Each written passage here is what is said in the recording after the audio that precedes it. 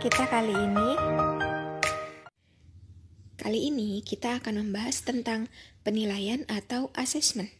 Nah, penilaian atau asesmen ini adalah upaya atau proses untuk mengumpulkan informasi atau data dari hasil pembelajaran yang kemudian data tersebut akan diolah menjadi angka atau huruf yang menggambarkan capaian hasil belajar peserta didik.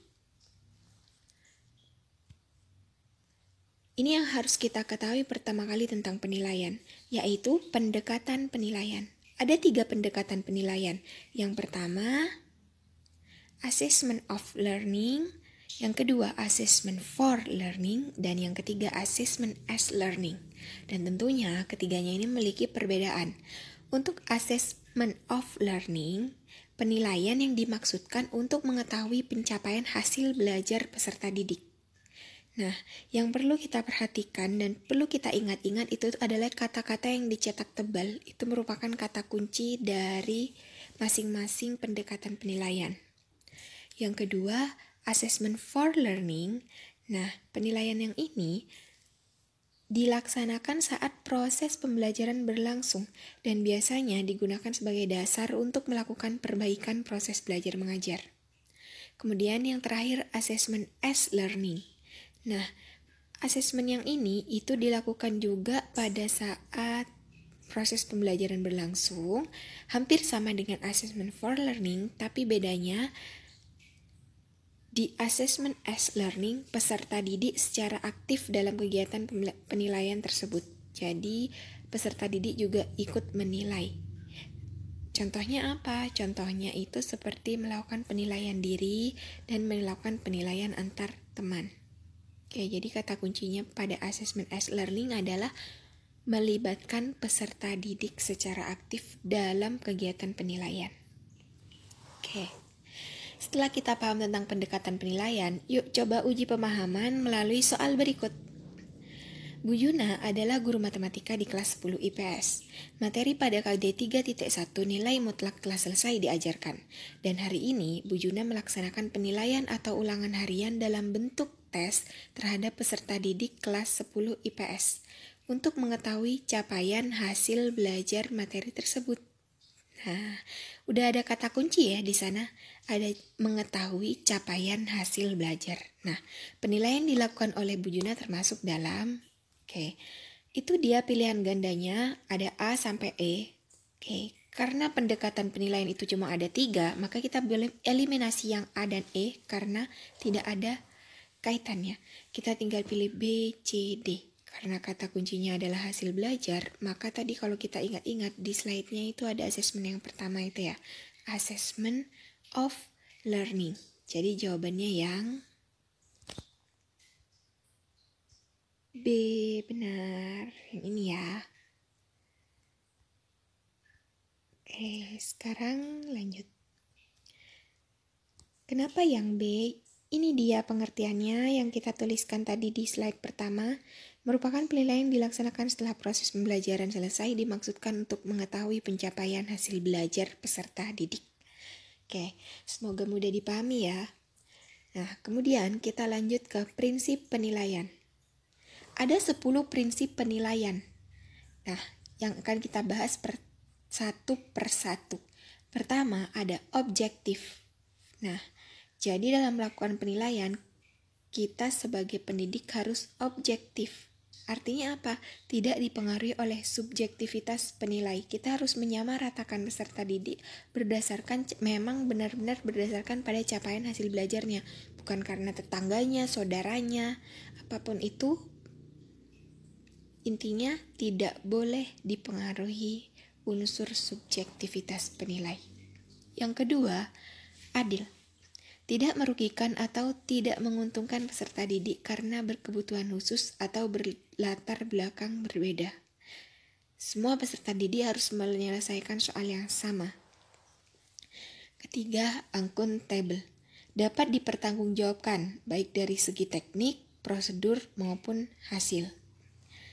Kemudian menyeluruh dan berkesinambungan, mencakup semua aspek kompetensi, terpadu, komponen yang tak terpisahkan dari kegiatan pembelajaran, dan valid, yaitu menggunakan alat ukur yang sesuai, mengukur pencapaian kompetensi yang ditetapkan dalam standar.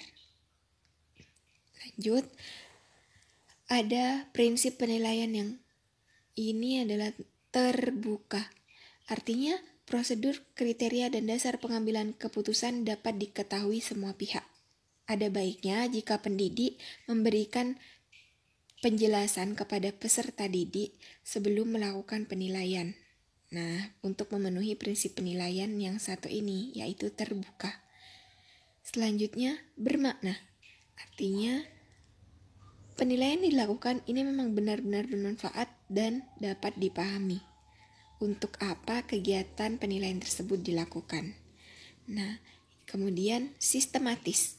Nah, penilaian itu sudah dipersiapkan secara matang, terencana, dan mengikuti langkah-langkah baku. Yang terakhir adalah beracuan kriteria. Artinya, didasarkan pada ukuran pencapaian kompetensi yang sudah ditetapkan. Setelah memahami tentang prinsip penilaian, kita lanjut pada soal ya. Pak Bejo adalah guru PKN di Sekolah Mekar Indah. Dia tinggal di Desa Mangunharjo. Siska adalah tetangga dari Pak Bejo. Setiap pembagian hasil evaluasi, Siska selalu diberi nilai 85 oleh Pak Bejo. Sementara Rudi, siswa yang paling pintar di kelasnya, hanya mendapat 80. Dari kasus di atas, artinya Pak Bejo tidak melaksanakan prinsip penilaian ... Yo, kira-kira yang mana ya kalau kita pahami pengertian dari masing-masing prinsip penilaian? A. Sahih, B. Objektif, C. Menyeluruh, D. Sistematis, dan E. Beracuan kriteria. Oke, ya jawabannya yang B. Ini dia, objektif artinya tidak dipengaruhi oleh subjektivitas penilai. Oke, karena kalau Pak Bejo memandang siswa itu sebagai tetangganya dan karena tetangganya akhirnya dia beri nilai bagus, artinya itu masih ada unsur objektivitas dan itu tidak boleh dalam melakukan penilaian. Jadi dalam melakukan penilaian harus objektif. Soal selanjutnya. Hari ini diadakan penilaian harian oleh Pak Rendra guru fisika. Jumlah nomor soal ada 10. Siswa dengan absen ganjil mengerjakan nomor ganjil. Siswa dengan nomor absen genap mengerjakan soal nomor genap. Yang dilakukan Pak Rendra tidak sesuai dengan prinsip penilaian? Yo, yang mana ya? A. Adil, B. Objektif, C. Menyeluruh, D. Sistematis, E. Beracuan kriteria. Yang jawabannya yang benar adalah adil. Harusnya semua siswa mengerjakan soal yang sama, tidak ada ganjil dan genap, sehingga prinsip penilaian adil dapat terlaksana. Yuk kita lihat pembahasannya di not bawah ini. Adil, tidak menguntungkan atau tidak merugikan siapapun. Nah, kenapa soal ini dibilang menguntungkan atau merugikan? Karena siapa tahu nomor ganjil soalnya itu lebih sulit daripada nomor genap atau sebaliknya. Nah, akhirnya itu akan menguntungkan bagi yang dapat mudah dan merugikan bagi yang dapat sulit. Soal selanjutnya ya. Hari ini diadakan penilaian harian oleh Pak Bobi guru bahasa Jawa. Jumlah nomor soal ada 10. Siswa diminta untuk mengerjakan 7 nomor soal dari 10 soal yang diberikan. Siswa bebas memilih 7 nomor soal dari 10 soal yang diberikan Pak Bobi. Yang dilakukan Pak Bobi tidak sesuai dengan prinsip penilaian. Oke, masih hampir sama dengan yang tadi. Jawabannya adalah yang A. Lanjut. Pagi ini penyerahan raport untuk siswa SMP Mekarsari. Bu Neni adalah guru matematika di SMP tersebut. Saat sehabis pembagian raport, tiba-tiba Bu Neni didatangi oleh orang tua murid sambil marah-marah dan menggerutu karena nilai anaknya jelek, padahal menurutnya anaknya adalah siswa yang pintar. Bu Neni kemudian menjelaskan teknik prosedur dan hasil pengolahan nilainya dari nilai harian, PTS, dan PAS, serta nilai sikap siswa dengan buku catatan penilaian yang lengkap. Dan akhirnya orang tua siswa tersebut dapat mengerti bahwa nilai anaknya memang sesuai dengan fakta. Dengan demikian, Bu Neni telah merasakan prinsip penilaian. Yang mana ya? Yang benar adalah yang akuntabel. Artinya, apa itu akuntabel? Baca di note. Dapat dipertanggungjawabkan, baik dari segi teknik, prosedur, maupun hasil. Nah, Bu Neni udah melaksanakan prinsip akuntabel. Lanjut. Dalam setiap kali penilaian, Pak Joko selalu membuat rubrik penilaian yang berisi kriteria penilaian yang mencerminkan kompetensi yang akan dinilai. Hal ini sesuai dengan prinsip penilaian. Oke, di sini udah ada kunci sebenarnya. Kriteria penilaian. Berarti jawabannya adalah yang B. Yuk, kita bahas. Tuh, baca di note. Beracuan kriteria artinya didasarkan pada ukuran pencapaian kompetensi yang udah ditetapkan. Jadi sebelum diaplikasikan, Pak Joko sudah membuat rubrik penilaian yang berisi kriteria penilaian yang mencerminkan kompetensi yang akan dinilai. Lanjut. Dalam setiap pembelajaran, Pak Chandra selalu mengadakan penilaian untuk melihat daya serap siswa terhadap materi yang telah diberikan dalam setiap pembelajaran. Oke. Penilaian yang dilakukan Pak Chandra itu dilakukan setelah proses pembelajaran dan setiap proses pembelajaran. Oke, jadi artinya itu masuk prinsip penilaian yang mana ya? A. Sohih, B. Objektif, C. Terpadu, D. Sistematis, E. Beracuan kriteria. Yang benar adalah yang C. Terpadu. Oke. Kita baca di note. Terpadu artinya penilaian sebagai komponen yang tak terpisahkan dari kegiatan pembelajaran. Lanjut. Pada awal semester, Pak Budi sebagai guru IPA selalu menjelaskan penilaian yang akan dilaksanakan selama 1 semester dan penentuan nilai akhir IPA yang akan dijadikan dasar untuk pemberian nilai raport. Hal ini artinya Pak Budi telah menerapkan prinsip penilaian. Yang mana jawabannya? Yang benar adalah yang B. Nah, jadi seperti tadi dijelaskan di prinsip penilaian, apa itu terbuka? Yuk baca di note. Prosedur, kriteria, dan dasar pengambilan keputusan dapat diketahui semua pihak. Nah, jadi Pak Budi itu menjelaskan sebelum pembelajaran dimulai. Baik, soal yang 9. Bu Linda adalah guru seni. Hari ini dia ingin menilai kemampuan siswa dalam membuat lukisan. Selain hasil lukisan siswa yang dinilai, teknik dalam menggambar, cara menggunakan alat dan perlengkapan, dan juga sikap siswa dalam menghargai karya temannya juga menjadi acuan dalam penilaian.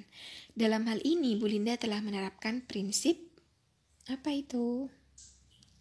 Yap, jawabannya adalah yang C. Menyeluruh dan berkesinambungan, mencakup semua aspek kompetensi. Lanjut. Nah,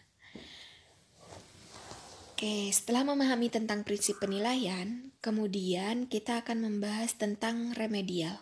Apa itu remedial? Oke, remedial merupakan program pembelajaran yang diperuntukkan bagi peserta didik yang belum mencapai KKM dalam satu KD tertentu, satu kompetensi dasar tertentu. Pembelajaran remedial diberikan segera setelah peserta didik diketahui belum mencapai KKM. Nah, biasanya kan setelah mendapat penilaian, kemudian hasil pengerjaan siswa itu diolah dan dituliskan dalam bentuk angka. Nah, setiap sekolah punya KKM. Jika siswa masih kurang dari KKM, maka siswa akan melewati proses remedial. Nah, bagaimana pelaksanaannya? Pembelajaran remedial itu bisa dilakukan dengan 4 cara. Yang pertama, pemberian bimbingan secara individu. Yang kedua, pemberian bimbingan secara kelompok. Yang ketiga, pemberian pembelajaran ulang dengan metode dan media yang berbeda. Dan yang terakhir, pemanfaatan tutor sebaya atau diajari oleh sesama teman. Nah, lalu kapan kita pakai poin 1, 2, 3, atau 4? Oke, bergantung dari hasil atau capaian nilai siswa. Bagaimana cara pengambilan keputusannya? Kita lihat slide berikutnya. Jika kurang dari 20% siswa yang tuntas, yang tidak tuntas kurang dari 20%, maka akan dilaksanakan bimbingan mandiri atau tugas individu. Jika yang tidak tuntas 20% sampai 50%, maka bimbingan dalam kelompok belajar. Tetapi jika yang tidak tuntas itu lebih dari 50%, artinya lebih dari separuh siswa di kelas itu, maka akan dilakukan pembelajaran ulang. Nah, setelah memahami tentang remedial, yuk kita coba soal ini. Pak Kama mengadakan ulangan dengan KD menentukan hasil operasi bilangan bulat. Oke. Dari 32 siswa, ternyata 22 siswa yang tidak tuntas KKM. Apa yang sebaiknya dilakukan Pak Kama? Kita hitung dulu, 22 siswa tuh berapa persen ya dari 32? 22 per 32 dikali 100%. Nah, kalau kita hitung, ini sekitar 62 sekian persen. Wah, dan kalau kita lihat tanpa perhitungan, 22 itu juga lebih dari separuh kelas. Nah, kalau lebih dari separuh kelas, maka berdasarkan persentase yang dijelaskan pada slide berikutnya, harus dilakukan pembelajaran ulang dengan metode atau media pembelajaran yang berbeda. Jadi pilihan yang paling tepat adalah, kita baca dulu opsinya, A, B, C, D, dan E. Nah, yang paling tepat adalah yang C. Oke. Ini dia kriteria pengambilan keputusannya. Kalau lebih dari 50%, maka harus pembelajaran ulang. Baca di note ini ya, yang bawah. Oke, sekian untuk pembelajaran kali ini. Semoga soal-soal ini bermanfaat dan harus kalian ingat sebelum menjalani tes.